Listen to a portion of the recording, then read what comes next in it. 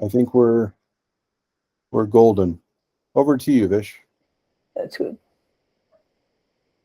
I hope you can see my slide now.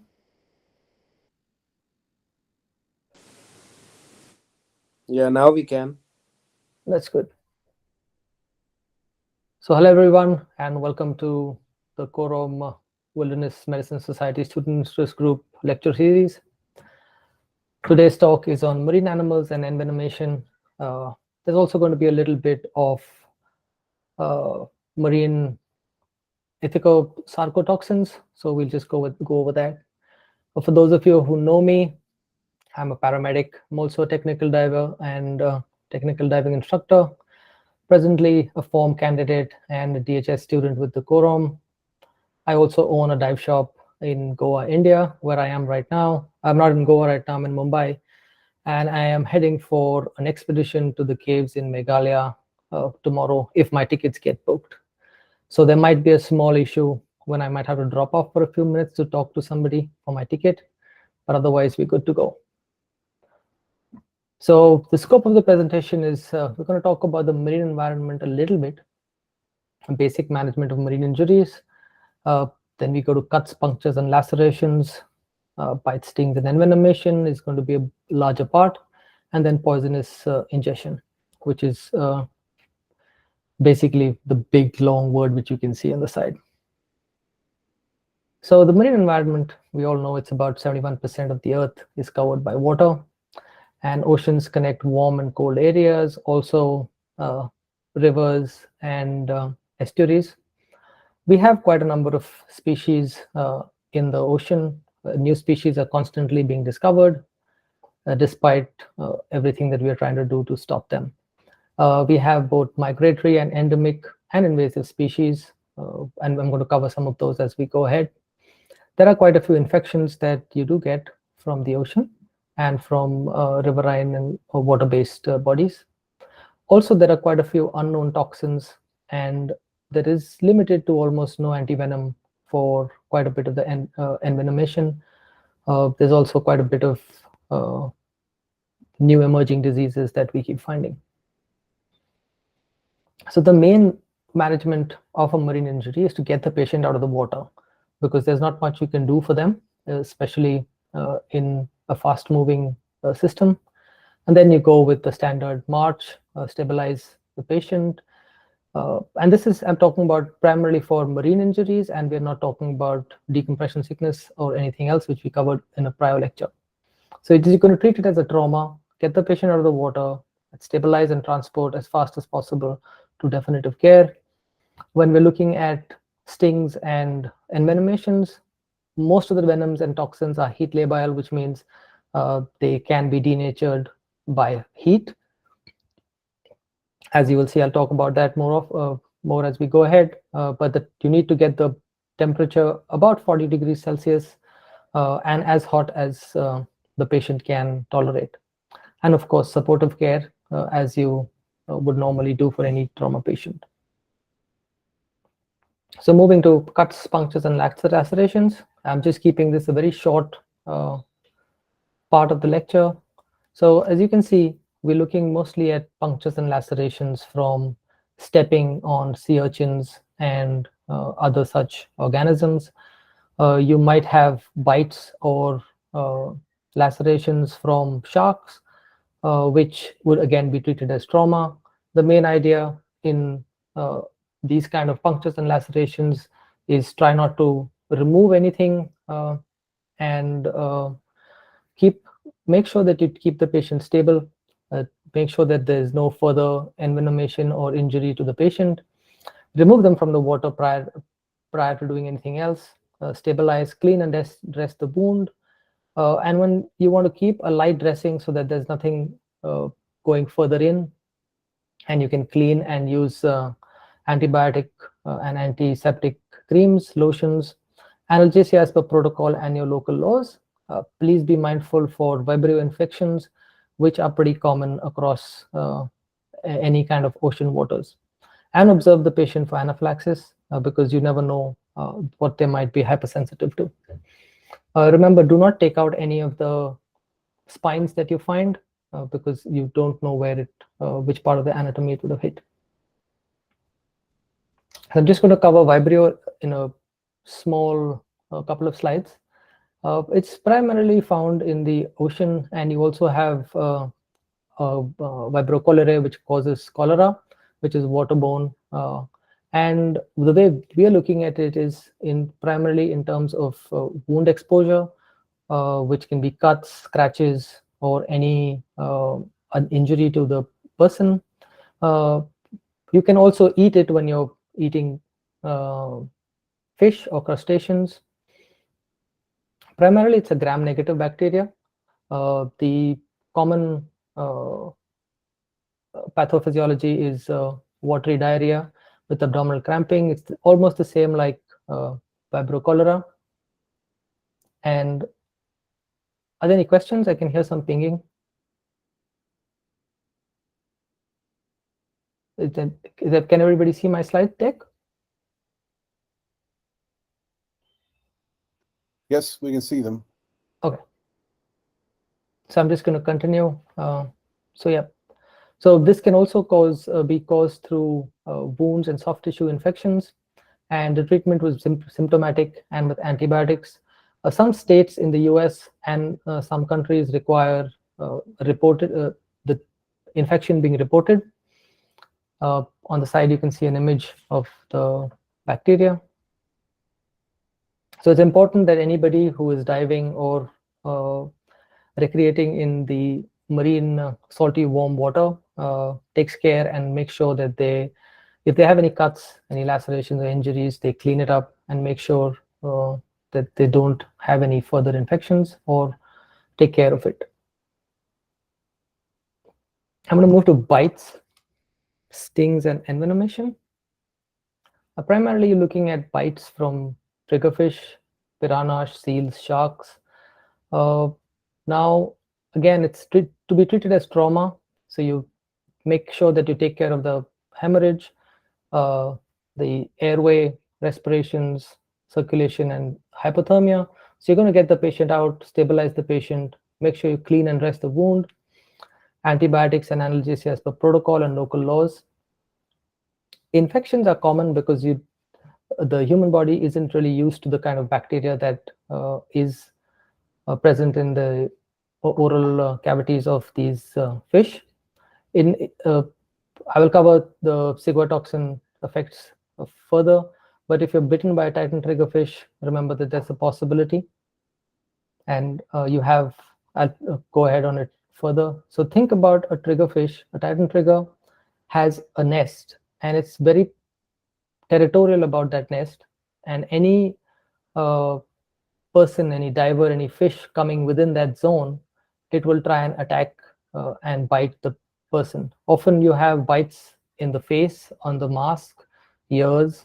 Some people have also been bitten on their hands and fingers, and it's a pretty nasty bite. More insult than injury, but it's a pretty nasty laceration that you can get. The idea to avoid this is, in case you find a fish that's getting aggressive, don't try to swim vertically out of it, but try to swim horizontally and exit the danger zone. Coming to stings, stinging creatures are plenty. You have jellyfish, fire coral, anemones, fireworms, and also stinging hydroids, which are tiny jellyfish that you really sometimes cannot even see in the water. So the mechanism of injury is a nematocyst, which is arranged in a ring on a tentacle, and you can see the image on the side, which is of a jellyfish tentacle. And the nematocyst is inside it's a harpoon inside the cyst by itself, and as it is discharged, it will penetrate the skin and deliver the venom. The venom is pretty fast acting.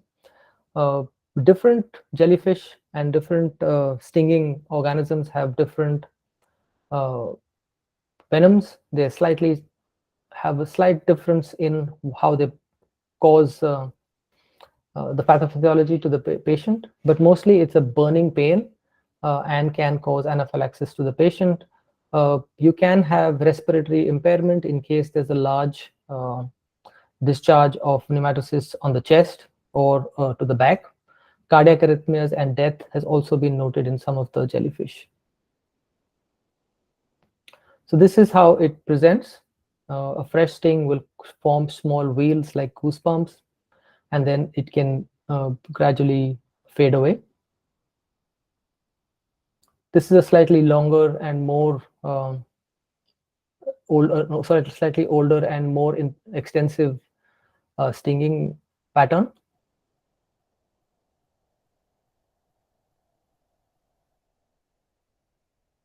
So the signs, as you can see here, are as you saw, with small.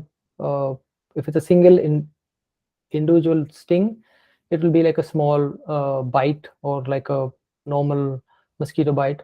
And then if it's a larger area, it can develop like a goose pimple or an orange peel appearance, and even cause widespread urticaria, depending upon the hypersensitivity of the patient.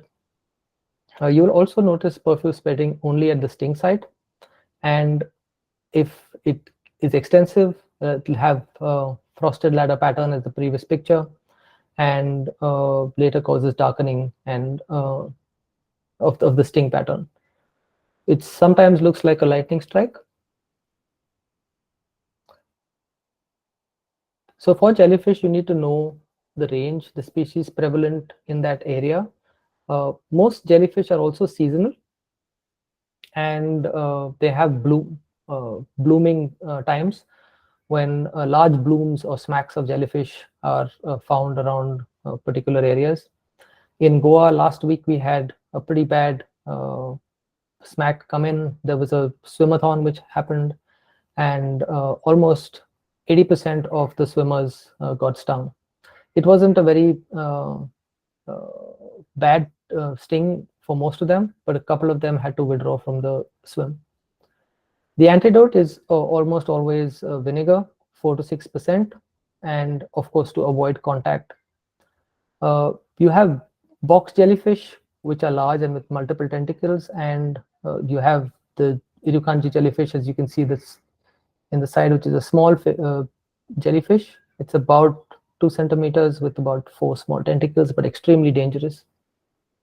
So the Irukandji syndrome it's a small box jellyfish, and it causes a painful condition. Primarily, it causes a catecholamine release, which causes a hyperhidrogenic state. And not all box jellyfish have this kind of venom, but also all species haven't been identified.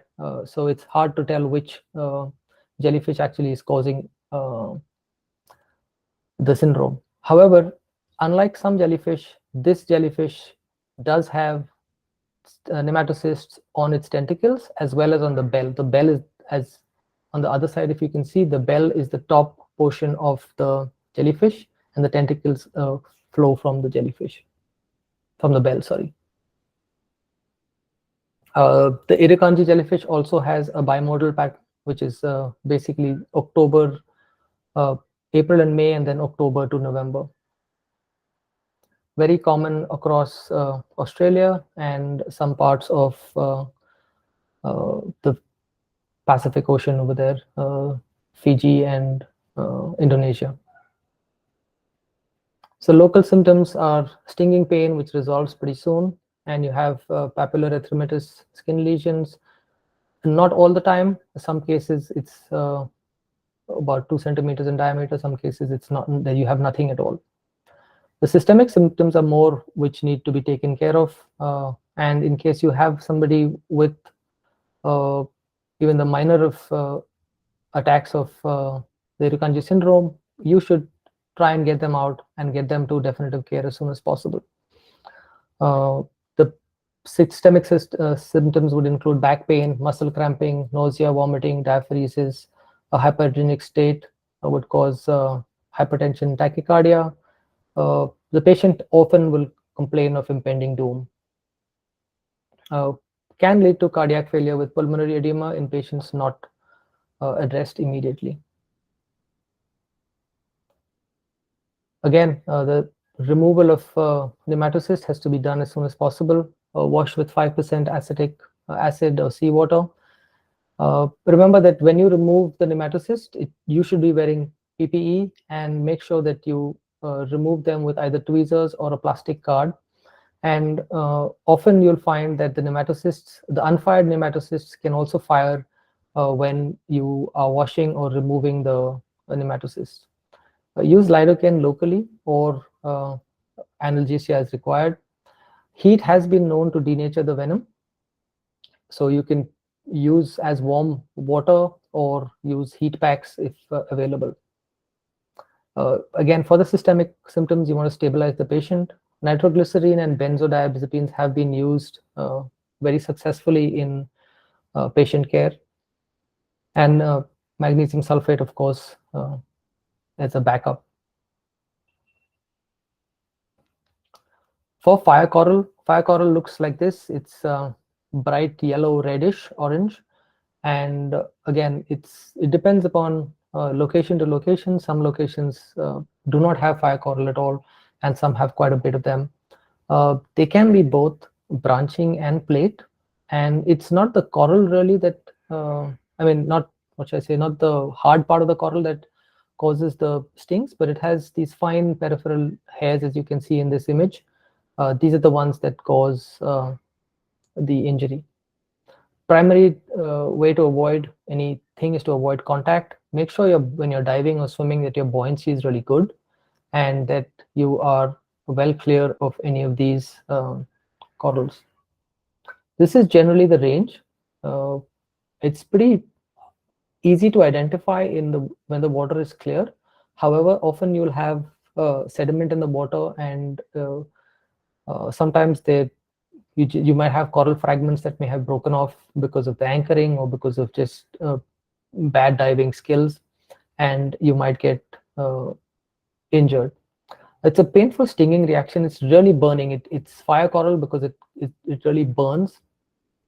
It can cause a rash and pruritus, and it really hurts.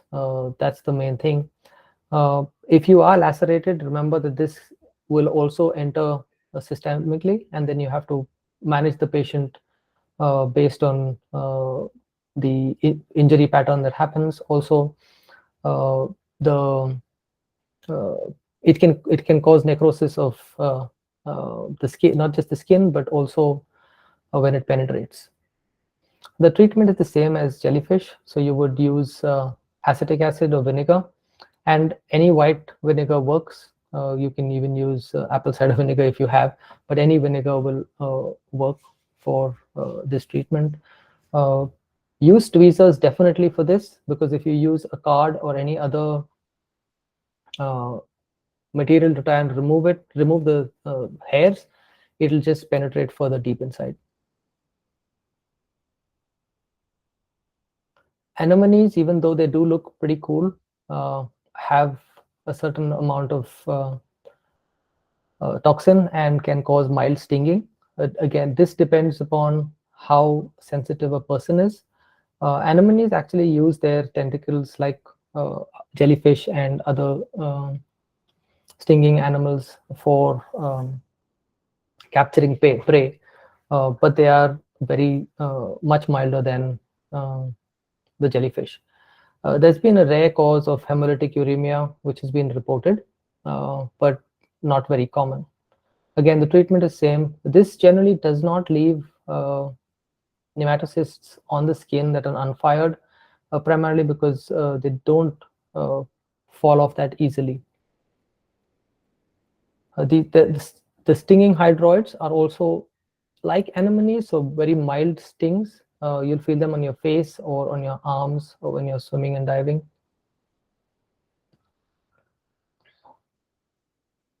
Fireworms, again, as you can see, the top right image is of the fireworm bristles.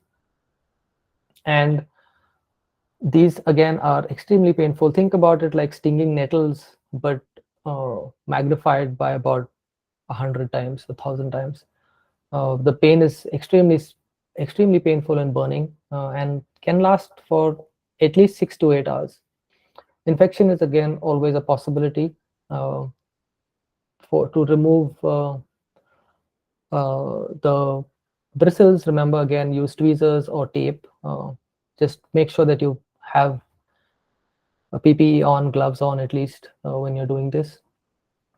Rinse it again with vinegar, 4 to 6% acetic acid.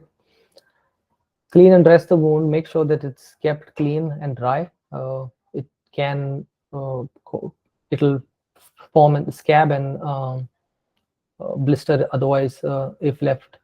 It'll scab and blister and heal on its own. Analgesia and antihistamine as required if the patient does have any kind of systemic effects. So the common treatments for any stinging organism is to first use PPE and remove nematocysts with tweezers, plastic card, or tape. Wash with 4.4 to 6% acetic acid. Do not use urine.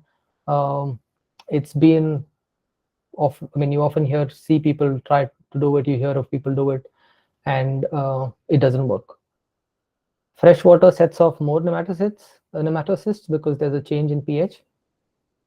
So ideally, just use acetic acid. If not available, then just use the seawater around that area. But make sure that there is no tentacle or creature in the water that you use. Otherwise, it's just going to increase the pain and cause more damage to the patient.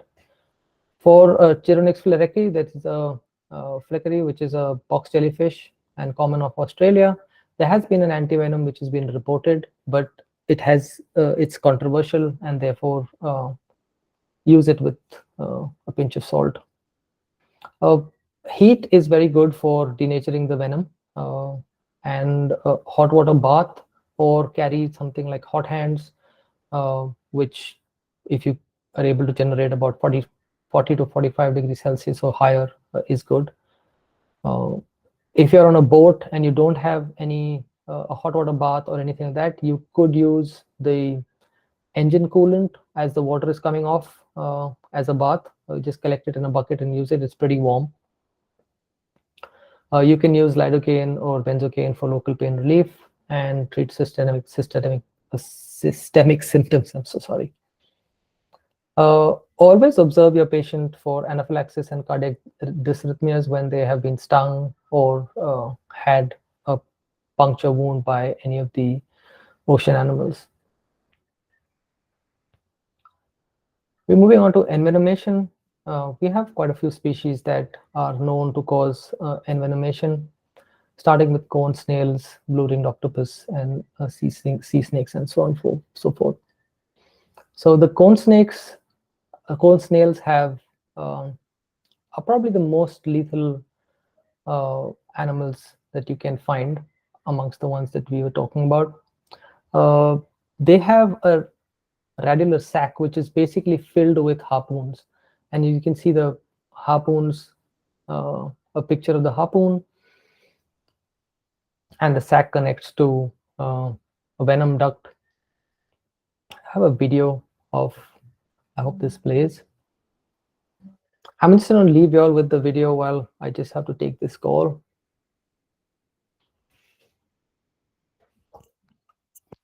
No problem, Vish. We can have a short Q&A. Go ahead and take that call. Sorry, lads. We had a issue coming in where Vish is doing some orchestrating on work. Do we have any questions in the audience at the moment about envenomations, about marine animals or marine life?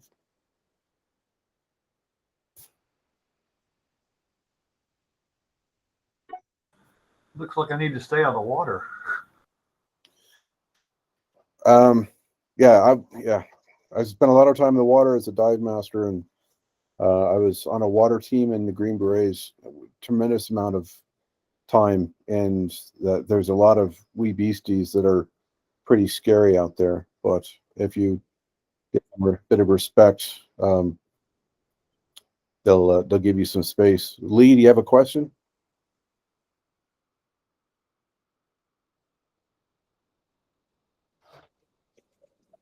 You can unmute your mic if you need to.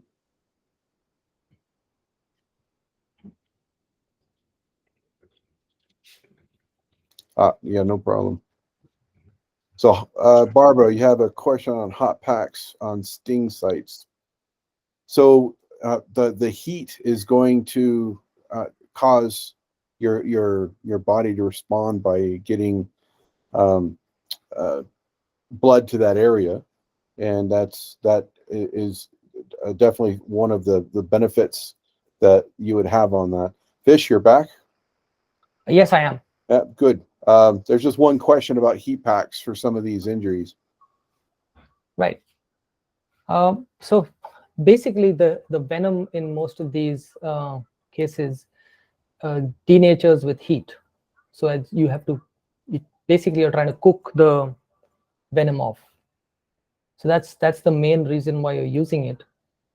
And like Abrick was saying, that it'll cause increased blood flow, which always helps. But the main idea is to try and remove the toxin, denature the toxin from causing further harm. Is that what the question was? Yeah, Yeah, Vish, I was curious if you could just put a hot pack on the sting site and if that would help, or is it really immersing the limb in a hot water bath that works? Immersing the site in a hot water bath is the perfect solution. But if you have something that you can give local heat to, like a hot pack or any such thing, it's ideal. I mean, it's the next best thing. Got it. Thank you. So either way works. And How do there's you a like question this? about bringing lidocaine patches in your dive kit, which I've never done in all the diving I've done. But could you think of any justification for a lidocaine patch? More than a lidocaine patch, you get lidocaine gels. That's a better thing to use, because the gel will immediately help. The patch takes its own time to get in, and then it's not local. Do you get the lidocaine 2% lidocaine sprays or gels? That's a better ointment. That's a better way to do it.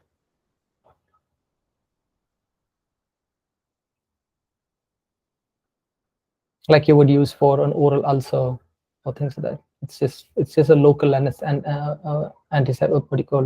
that you're using it for.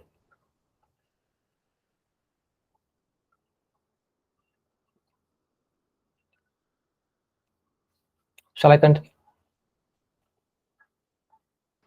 Yeah, go ahead and continue. So I hope the video worked out, and were you able to see the video? We did, yeah. So you see how quickly the cone shell acts, and how quickly its venom affects the fish. So the pathophysiology is that the pain is extremely intense. It's almost like the worst pain you've ever had, and it will cause local necrosis, numbness, and systemic cardiotoxicity, paralysis. But as you heard me say, that the lethal dose is pretty low. So the main thing would be try to get this patient out and get to a hospital or a definite care as soon as possible. Again, this venom has also been known to be hate labile, so it will probably be denatured with hot water. So again, treat with hot water bath or hot packs as high as the temperature you can get. Blue ringed octopus, beautiful looking creature, something you would love to go and see when you're diving. They're not very big, they're really small. 12 to 20 centimeters is actually one of the bigger ones. The puncture wound is really small. You just see like two small flecks of blood, which would probably indicate that you've been bitten. It's a tetrodotoxin and has a sodium channel blocker. It can be fatal if not immediately treated. And when I say immediately, within the half an hour of being bitten. Mostly death is due to respiratory paralysis. So the treatment is primarily you are trying to stabilize, and you're going to make them, you're going to be breathing for them. You have to take care of their breathing. The primary thing would be the skeletal muscle weakness, which leads to paralysis and respiratory arrest. There have been good outcomes from patients who have been treated immediately, including younger children who were stung, who were bitten. Catfish, pretty tasty fish, often found both in fresh and seawater. And as you can see, the indications here on the image of how the spines are. Their spines are actually venomous, and they have both thermonecrotic and hemolytic venom. Again, it's heat labile, which is interesting, which I've found something really interesting about most marine injuries and marine stings. I have heat labile venom. So hot packs and hot baths are really good to have with you. Not too much when this venom doesn't cause too much damage, as long as you can get the sting out. On the side, you can see an image of a smaller child, pediatric patient who's got the barb in his foot. And you can see an image of the barb on the side as well. So you definitely want to do some ultrasound and imaging to make sure that you've got all the barbs taken care of. And handling these fish when you catch them, or even buy them from the fish market. Scorpion fish, again, this is a separate, three separate immediate species: lionfish, scorpionfish, and stonefish. Images here, as you can see, this is a slightly different lionfish from what some of you might have seen. It's not a juvenile. It's a there's slight different variations in lionfish across the oceans. So their venom, again, they have a barb. They have multiple barbs, actually. If you see, the lionfish has it all across the fins on top, and the stonefish has, again, multiple barbs on its body. It's very well camouflaged, scorpion and stonefish, so you have to be really careful, especially when you're on a wreck or in a coral area. You might put your hand by mistake to touch something, and it just might be a scorpion fish. They are mostly apex predators, and lionfish, as you know, across people in Florida, have been introduced from Asia, I think, and Asia or the Red Sea as aquarium fish, and now have become invasive. There are also lionfish tournaments happening. So a lot of times you'll find people getting injured when they do not handle the fish properly, even after spearing the fish. So again, similar to cone snail venom, extreme pain, causes local edema, necrosis. It's often on the extremity because you might handle a fish, or you might step on them by mistake. And you see, as you see in the image here, the venom gland and the venom duct are part of the spine itself. So these are images taken from the internet,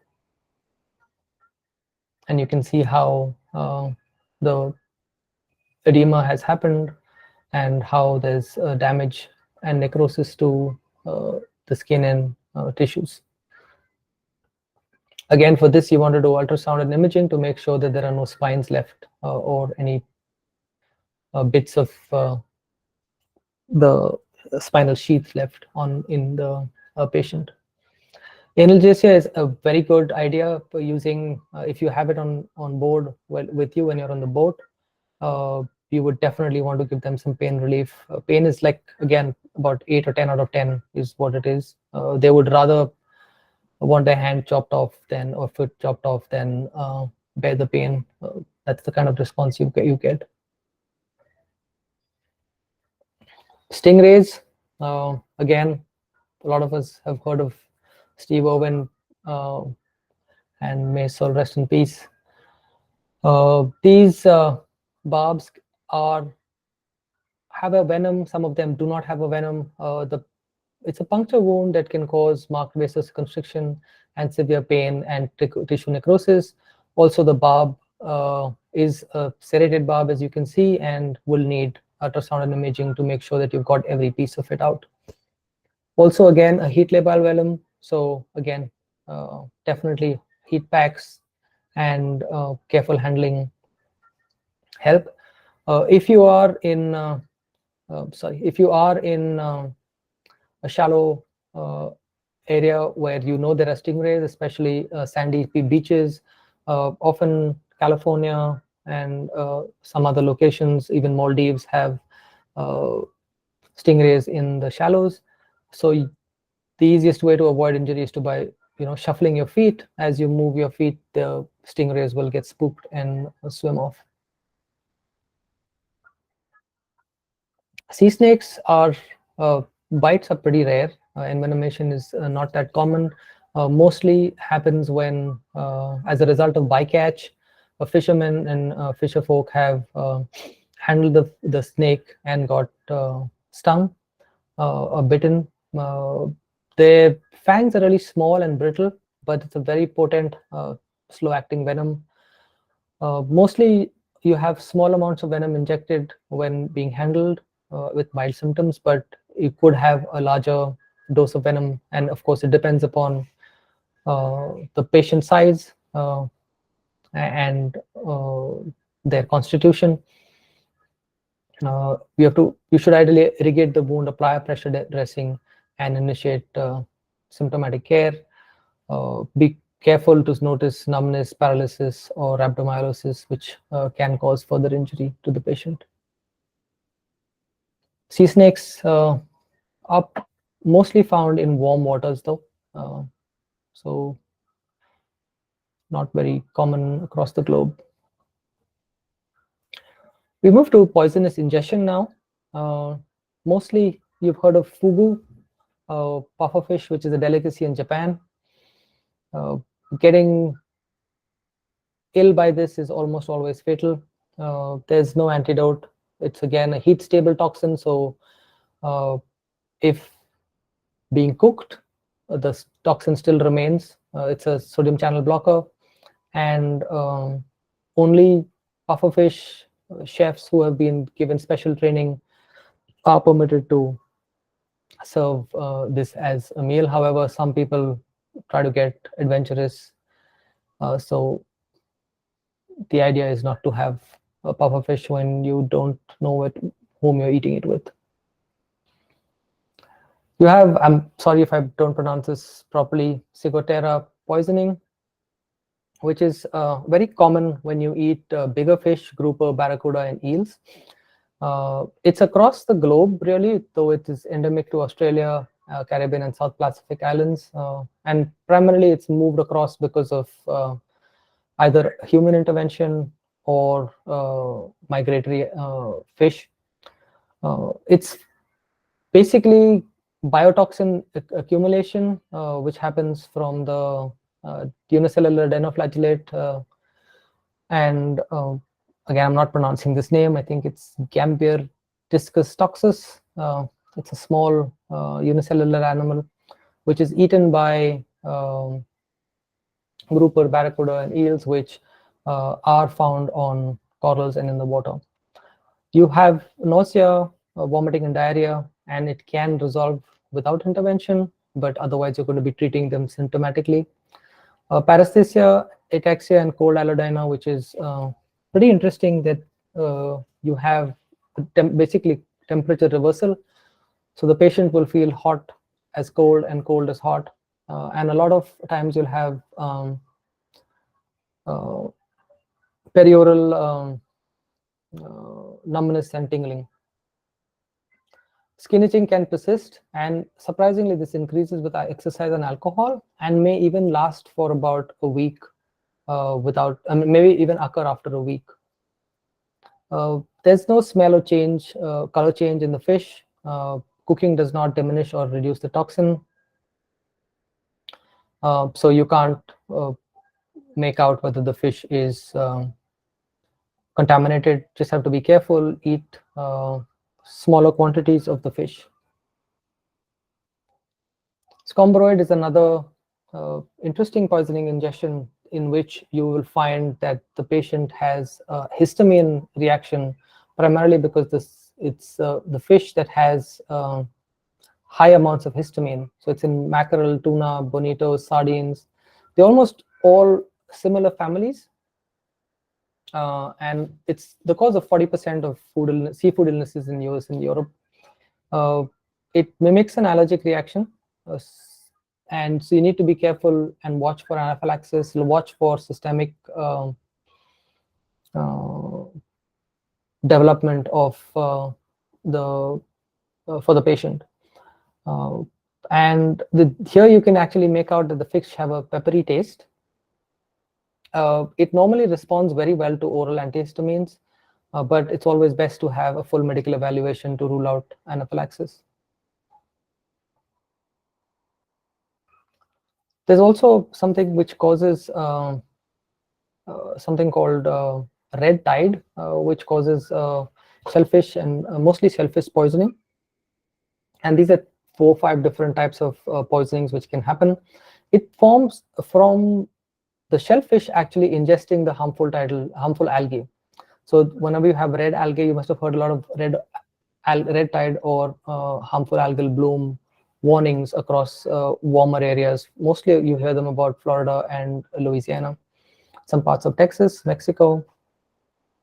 And this definitely might require hospitalization. You can have paralysis. Some of them cause amnesia and diarrhea and neurotoxic poisoning.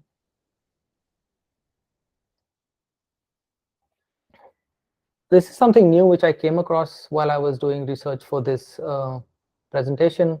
It's called Haff's disease, and it's found in the, I can't remember the exact pronunciation, but somewhere in Europe, and it causes rhabdomyolysis, which is pretty unknown in terms of how it happens, because the toxin has not been identified or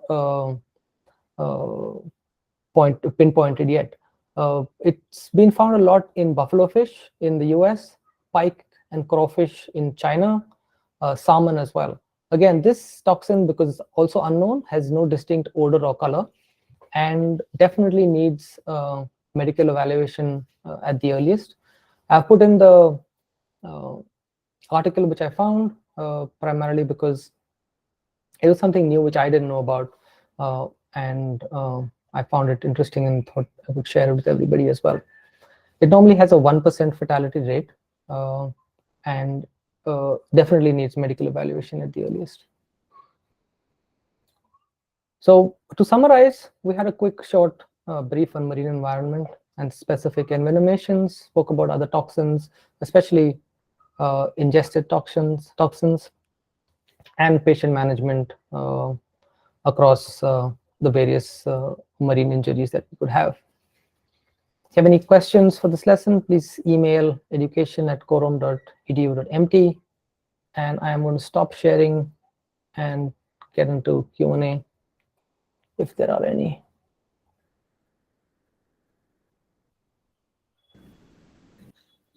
There's one question from Daniel. Just give me a second.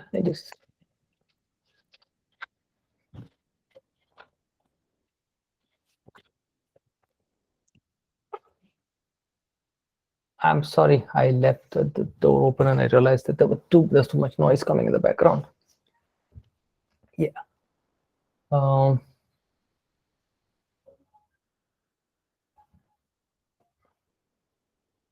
It said that we shouldn't treat freshwater jellyfish. Is it?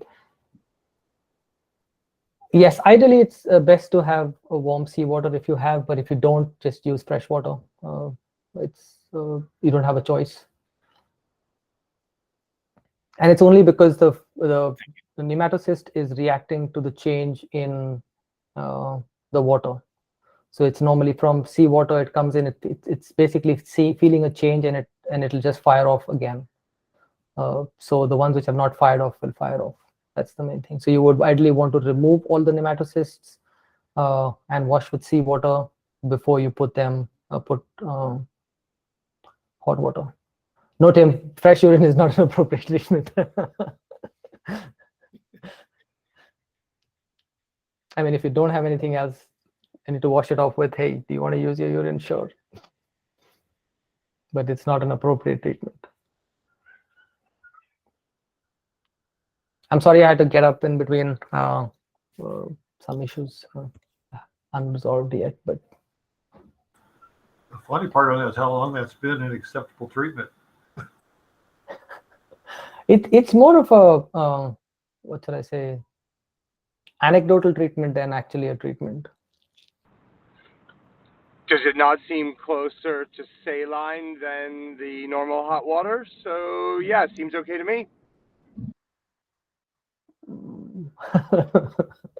I'm sorry I made any comments at all, guys. I apologize. No, I think we're reaching a consensus on this. Tim, I'm not sure about the ammonia part. I think it's I'll need to check on that, but I know it's mostly vinegar that you use. I mean, mostly always vinegar that you use, or seawater. Yeah, Vish, don't worry. You're not going to get in hot urine over this. I'd rather not.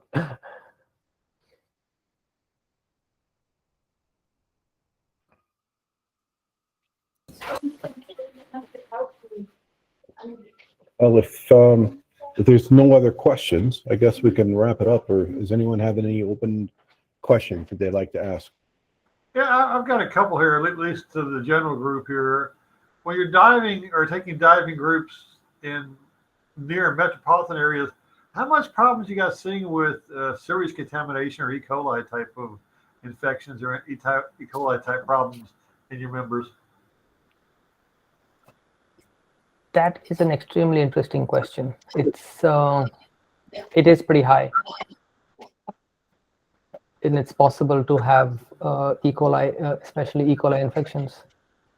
We find it quite often in people doing swims more than diving, because there's a lot of because when you're diving, you have your mouthpiece, and you most often do not put too much of the water in your mouth. But when you're swimming, people often open their mouths and get the water inside, and that's a higher chance of getting infections. One of the ones we're seeing occasionally down here is some of the amoebas that they're causing encephalitis. I'm going, that may not necessarily be a marine issue, but it definitely, we're seeing a couple of cases. I live in south part of the United States, so a lot of warm water, fresh water. People get in there and muck it up, and not unusual to see 2 or 3 cases of people coming down with encephalitis from amoebic type of problems.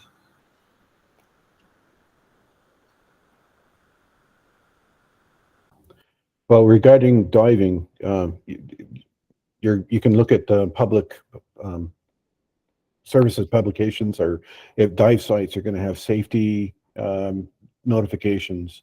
So especially since Vish and I have black cards, which means we get paid to send people out, we have to be extremely careful on taking people out professionally to make sure that we don't put them in that environment. So you can look at safety notifications from the cities that you are going to be diving in.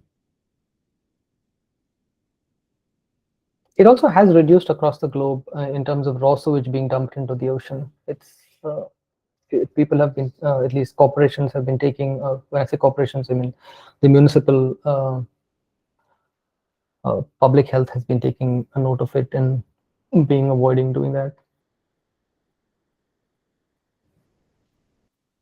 Any other questions?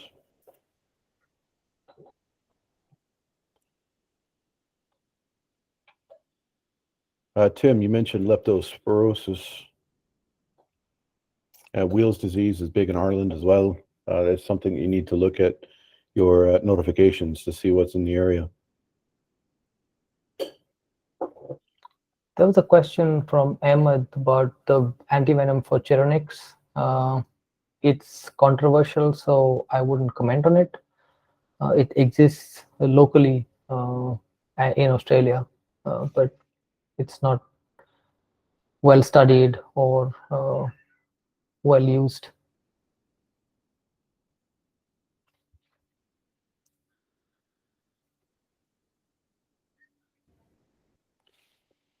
Okay, so that's our hour. I guess we could wind up the seminar.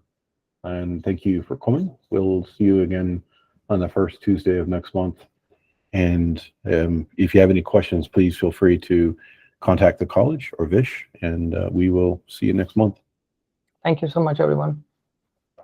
Thanks, Vish. Appreciate it. Good one.